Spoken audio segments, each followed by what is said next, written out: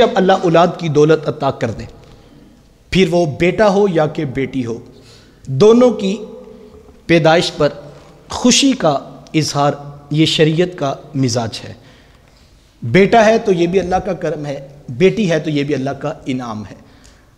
بیٹی کی پیدائش پر منہ بسور لینا یا زمانہ جاہلیت کا رویہ اختیار کر لینا یہ کفران نعمت ہوگا۔ ہمیں اللہ سے توبہ کرنی چاہیے اگر ہمارے خاندان میں ایسا مزاج پایا جاتا ہے۔ میں یہ کہتا ہوں پتہ نہیں وہ کیسا شخص ہے، اس کا کتنا حوصلہ ہے جو کسی کی بیٹی کو بیٹی کی پیدائش پہ تانا کیسے دے لیتا ہے۔ کیا اس کے اپنے دامن میں بیٹیاں نہیں ہیں؟ کیا اس کے اپنے دامن میں بہن کا نور نہیں ہے؟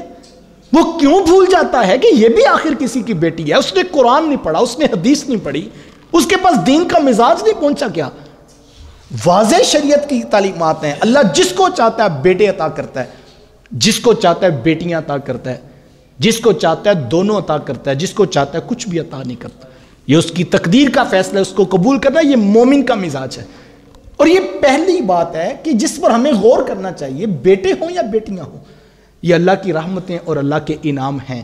حضرت سیدہ فاطمہ الزہرا رضی اللہ تعالی عنہ یہ حضور کی وہ لخت جگر ہیں کہ جس کے بارے حضور اس بات پہ فخر کیا کرتے تھے کہ اللہ نے مجھے فاطمہ جیسی بیٹی عطا کی ہے۔